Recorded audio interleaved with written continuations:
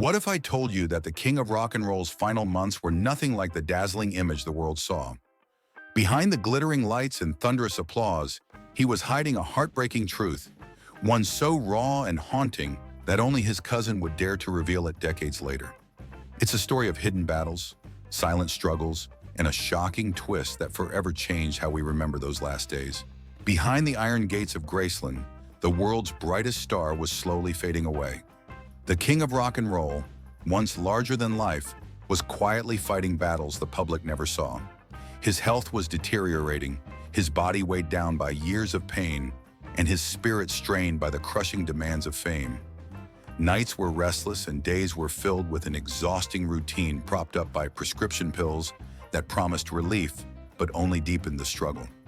To millions, Elvis was untouchable, a legend who could do no wrong. But inside those walls, a different story was unfolding, one that painted a far more fragile picture. Living just steps away from him was cousin Danny Smith, who had the rare vantage point of seeing Elvis not as a superstar, but as a man behind closed doors. Danny grew up on the Graceland property with his parents and had access to moments that fans could only dream of. Moments when the mask of fame slipped away. He witnessed the shifts in mood, the subtle changes in energy, the quiet signals that something wasn't right. For years, Danny kept those observations close to his heart. But when he finally chose to speak, his words revealed cracks in the image that the world thought it knew so well.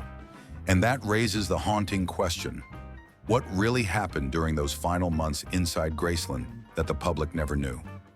What truths were hidden from the cameras, the crowds, and the adoring fans who believed Elvis would live forever? As we peel back the layers of secrecy, we discover a side of the king's final chapter that is both heartbreaking and deeply human, a story that only someone who stood by his side could ever truly tell. In recent years, cousin Danny Smith has opened a window into the past through his weekly fan Q&A channel, where he answers questions about life inside Graceland. Unlike glossy magazine covers or carefully staged interviews, Danny's recollections cut through the myth and reveal glimpses of what it was really like to stand beside Elvis in those final months. His words don't come across as rehearsed or polished. They feel raw, personal, and heavy with the weight of memory, the kind of details only someone who lived it could ever recall. Danny describes a man who was unmistakably changing before his eyes. Elvis, once a force of nature, seemed to be slowing down in both body and spirit. There were still moments when his laughter would fill a room or when he showed sparks of his old charm, but the energy behind it was dimmer, less frequent than before. He tried to be Elvis as much as he could, Danny admitted, but he was different to me. It was a subtle shift, a quiet fading of the vibrant man Danny had known since childhood.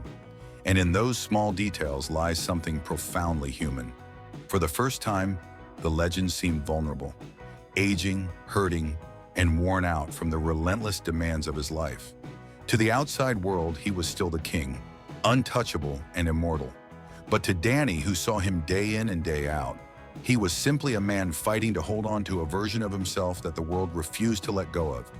That quiet struggle, hidden behind fame's curtain, tells us more about the man than the music ever could. Author Sally A. Hodel, who spent years studying Elvis's life and struggles for her book Elvis, Destined to Die Young, sheds light on a side of the story few ever consider. She explains that while Elvis looked flawless to millions, perfect smile, perfect moves, perfect voice, behind that stage presence was a man in constant physical pain. The tours that once brought him joy and connection with his fans had become grueling marathons, draining the little strength he had left. Yet the show always had to go on, no matter the cost to his body or spirit. Driving this unrelenting pace was the iron grip of Colonel Tom Parker, Elvis's manager, who knew the financial stakes all too well.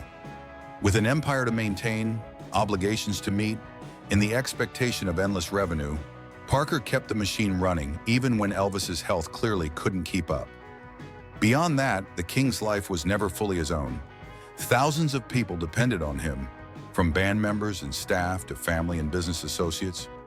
The weight of those responsibilities was crushing, and Elvis bore them in silence, pushed further into the spotlight when what he desperately needed was a chance to step back. The toll was so heavy that even Elvis himself began voicing his struggle in rare private conversations. "I just don't feel good," he confessed, a heartbreaking admission from a man the world assumed was untouchable. These weren't the words of a performer losing interest, but of someone whose body was betraying him while he still tried to meet everyone's expectations. It's haunting to imagine the king, adored by millions, quietly whispering words of exhaustion and decline that no one wanted to hear. And yet, instead of resting, Elvis leaned harder into a dangerous crutch. To make it through rehearsals, flights, and long nights under the stage lights, he relied on a growing collection of pills prescribed by his doctors. Each dose was meant to numb the pain, to silence the fatigue, to buy him just enough energy to deliver one more performance. But the truth was undeniable. The medication wasn't saving him. It was merely masking the inevitable, allowing him to push forward while the strain on his body grew heavier with every passing day. On the morning of August 16, 1977, life inside Graceland seemed, at least on the surface, almost ordinary. Elvis spent time with his beloved daughter, Lisa Marie, and shared quiet moments with his fiancée, Ginger Alden. There was laughter. There was music. He even sat down at the piano to let his fingers wander across the keys, a fleeting reminder of the magic he was born to create. Later, he played racquetball, still trying to hold on to fragments of his old energy before preparing for yet another exhausting tour that loomed ahead. To those around him, it might have looked like a normal day in the life of a superstar, but just beneath it all was an undercurrent of fatigue and fragility. As night fell, the cracks in that illusion began to show.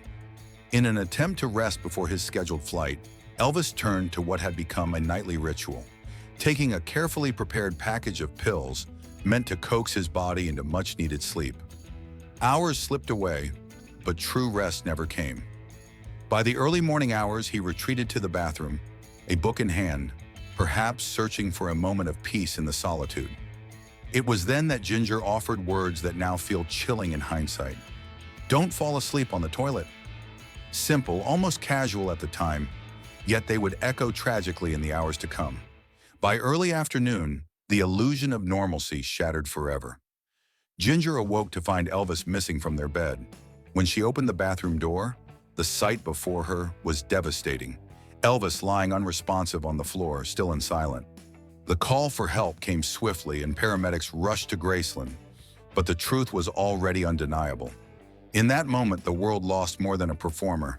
It lost a man who had carried the unbearable weight of fame, pain, and expectation until his final breath. Here's the heartbreaking truth that only someone close could finally bring to light. What the world mistook for fatigue was something far deeper.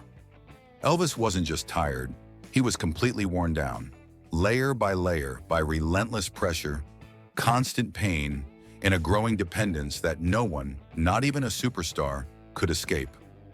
The glittering stages and roaring crowds had masked the reality of a man who was fighting battles in silence, struggling to keep up an image that was becoming harder and harder to maintain. Behind every performance was a cost that few could imagine. Each smile, each song, each bow at the end of a show was delivered by a man who was breaking under the weight of expectation. His cousin's words peeled back that mask, forcing us to see not the untouchable king, but the fragile man who carried a burden too heavy for anyone to bear. It's a reminder that the legends we idolize are still human, with limits that even fame cannot erase. And the most devastating part? He was only 42 years old. In the prime of life for most, his journey came to an abrupt and tragic end. To think of a man with so much talent, so much love from the world, and so much yet to give being gone so soon is nothing short of heartbreaking. It leaves us with questions that still linger today. What if he had been given the chance to rest, to heal, to step away from the crushing demands? What might have been if the world had let Elvis simply be human? If you've been moved by this story and want to uncover even more untold truths about the king and other legends, make sure to hit that subscribe button so you never miss a new video.